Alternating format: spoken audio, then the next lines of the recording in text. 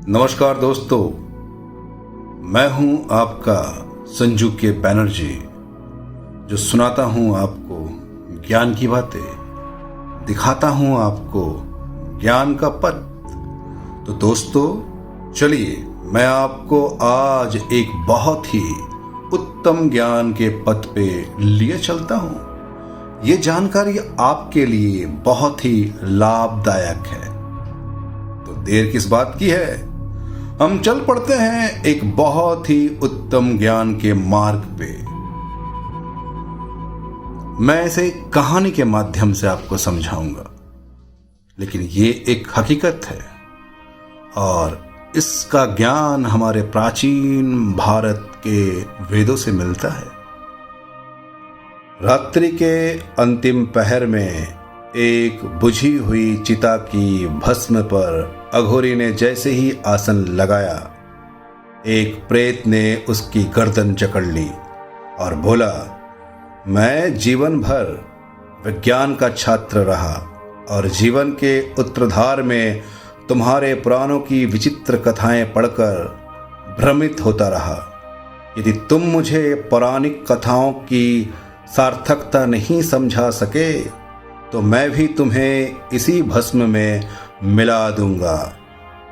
अघोरी बोला, एक कथा सुनो।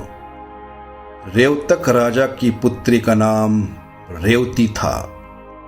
वह सामान्य कद के पुरुषों से बहुत लंबी थी।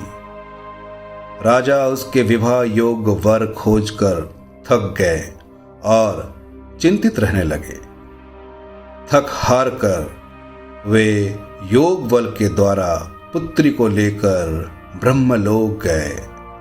राजा जब वहां पहुंचे तब गांधर्व का गायन समारोह चल रहा था। राजा ने गायन समाप्त होने की प्रतीक्षा की। गायन समाप्ति के उपरांत ब्रह्मदेव ने राजा को देखा और पूछा, कहो कैसे आना हुआ? राजा ने कहा, मेरी पुत्री के लिए किसी वर को आपने बनाया है अथवा नहीं? ब्रह्मा जी जोर से हंसे और बोले, जब तुम आए तब तक तो नहीं, पर जिस कला विधि में तुमने यहाँ गांधर्व गान सुना उतने ही अवधि में पृथ्वी पर 27 चतुर्युग बीत चुके हैं और 28वां द्वापर समाप्त होने वाला है। अब तुम वहां जाओ और कृष्ण के बड़े भाई बलराम से इसका विवाह कर दो। अच्छा हुआ कि तुम रेवती को अपने साथ लाए, जिससे इसकी आयु नहीं बढ़ी। इस कथा का मनोवैज्ञानिक संदर्भ समझो।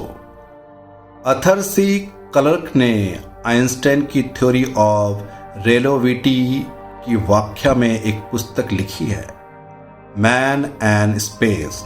उसमें गणना है, यदि 10 वर्ष का बालक यदि प्रकाश की गति वाले यान में बैठकर एंड्रोमेडा गैलेक्सी का एक चक्कर लगाए तो वो वापस आने पर उसकी आयु 66 वर्ष की होगी, पर धरती पर 40 लाख वर्ष बीत चुके होंगे।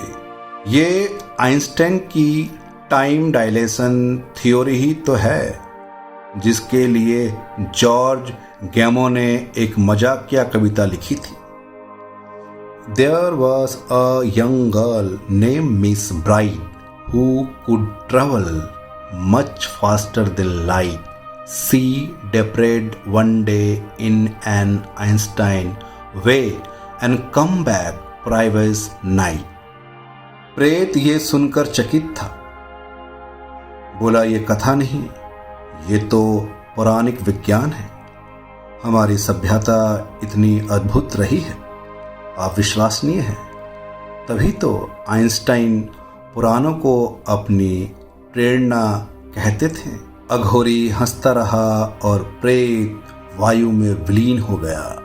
मैं आपको बता दूं कि हम विश्व के सबसे उन्नत संस्कृति हैं।